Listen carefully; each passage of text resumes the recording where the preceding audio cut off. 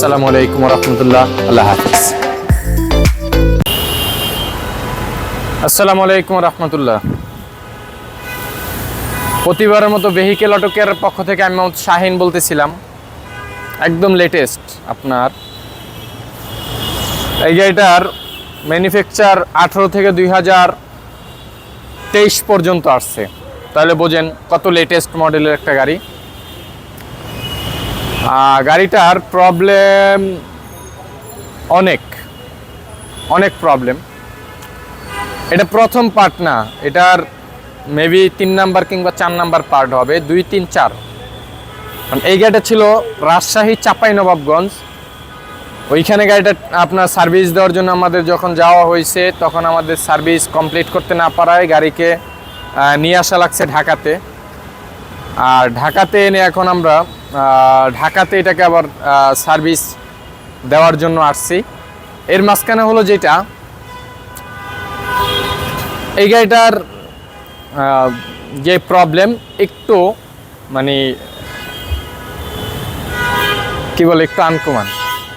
হ্যাঁ ভাই, কত বড় ব্র্যান্ডেড কোম্পানিতে আপনারা গেছেন কাজ করাইতে। হ্যাঁ, বাংলাদেশে যদি ওয়ার্কশপ কোম্পানি থাকে, ওয়ার্কশপ থাকে, তার ভিতরে সবচেয়ে ব্র্যান্ড অফ কোম্পানি, হ্যাঁ ওয়ার্কশপ। ওইখানেও গাড়ি নেওয়া হয়েছে, সার্ভিস সেন্টার। ওনারা একদিন রাখছিল, একদিন রেখে গাড়ি চেক করছে, বাট প্রবলেম ফাইন্ড আউট হয় নাই। হয়তো বা আরও সময় তাদের প্রয়োজন ছিল, বাট তারা কোনো ডিটেলও করে নেয় কিংবা কোনো ডিটেল দিতেও পারে নাই। আচ্ছা, আমি করতেছি স্ক্যান, ভাই রাখেন। পরবর্তী যেটা হলো যে ডিএইচএস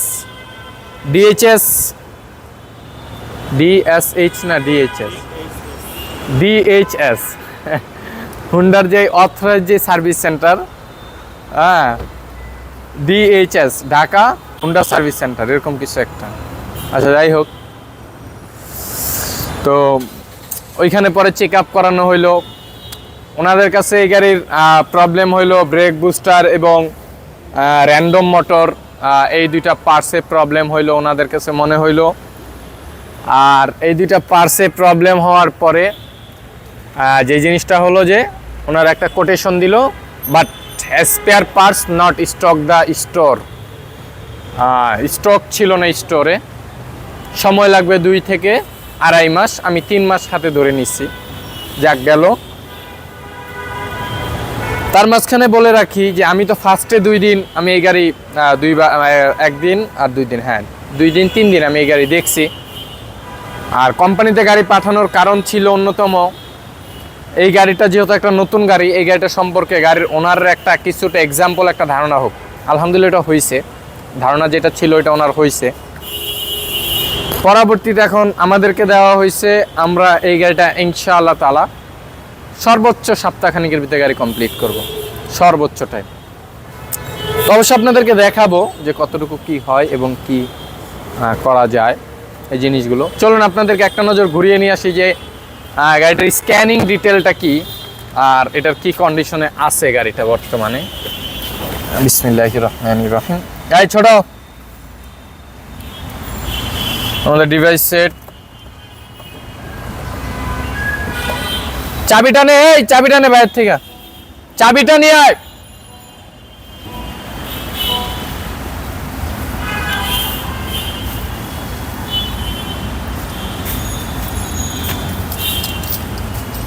দুইটা দিয়ে আবার একসাথে।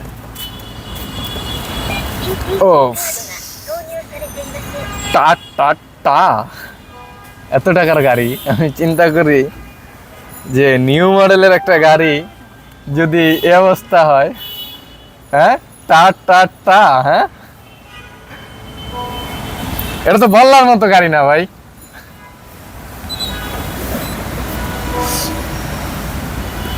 একটু দুষ্টমি করলাম, আর এই দুষ্টমিটা আর অন্যতম একটু কারণ হলো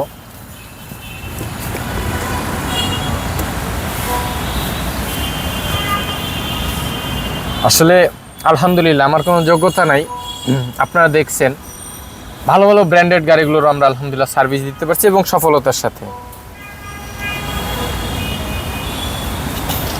এবং BMW বলেন, মার্সিডিজ বলেন, অডি বলেন, এনিথিং এনি ব্র্যান্ড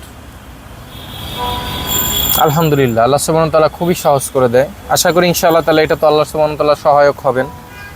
আমি এই জন্য কোনো বিষয় নিয়ে আমি কখনো ঘাবড়াই না। বল দাও, চলেন আপনাদেরকে দেখায় নিয়ে আসি।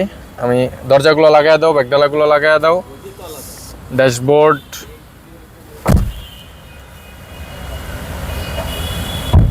এখন থেকে দেখেন, খেয়াল করেন কি কি আছে আর কি কি নাই।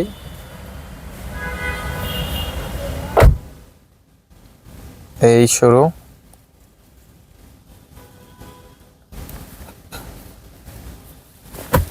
খেয়াল করেন বাতি কিন্তু ইশার বাতিটা ব্লিড করতেছে। আমি একটু ক্যামেরাটা দূরে নিয়ে গেলাম যাতে আপনাদের বুঝতে সহজ হয় এবং দেখতেও সহজ হয়। এখানে স্ক্যানিং চলতেছে।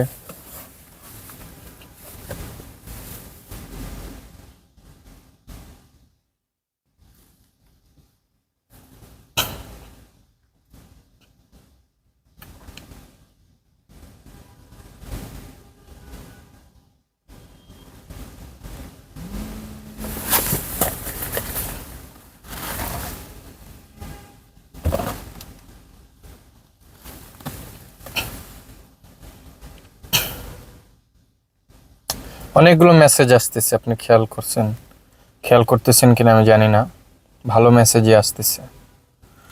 আর এই কন্ডিশনে আমি গাড়ি চালিয়ে নিয়ে আসছি হলো রাজশাহী চাঁপাইনবাবগঞ্জ থেকে। এই পর্যন্তই ছিল আর কি প্রবলেম, যেটা আপনারা দেখতেছেন এই পর্যন্ত কোড। তো আমাদের স্ক্যানিং হয়ে গেছে, স্ক্যানিং ক্লিয়ার। তো আমরা ফার্স্ট একটা রিপোর্ট বের করে নেই। আপনারা দেখেন গাড়িটার মডেল ইয়ারটা কত কিলোমিটার চলা। এটা কিন্তু হোন্ডা ইনসাইড এবং হাইব্রিড।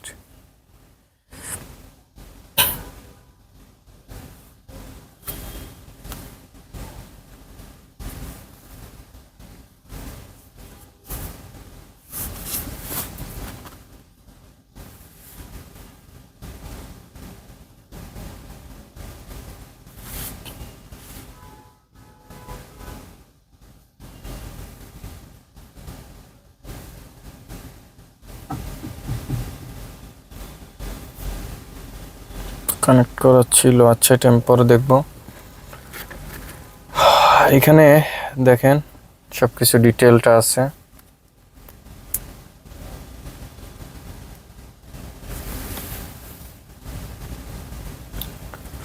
ফার্স্টে ABS anti-lock braking system problem. এখানে আছে হলো গিয়া EPS failure, electric power steering problem. এখানে বি আছে system malfunction, body electrical system problem, open in the left side BSI radar unit indicator circuit.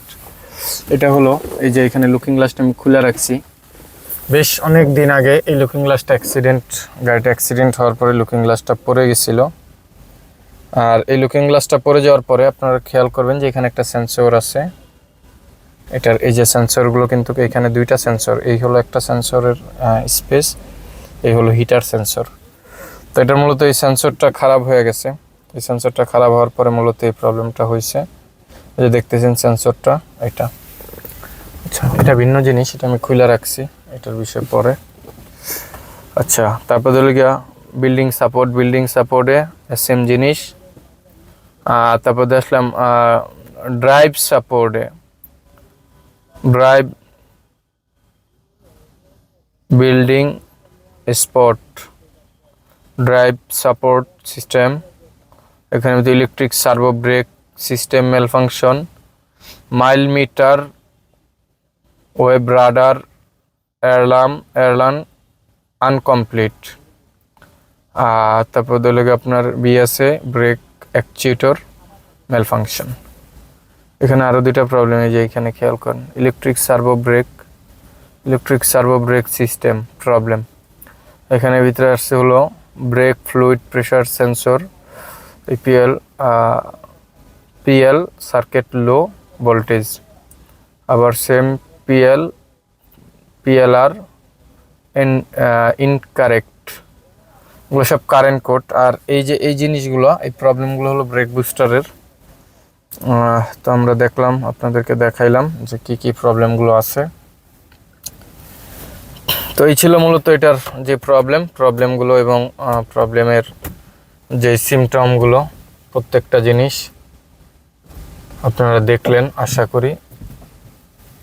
না, এটারে এখানে রাখা যাবে না।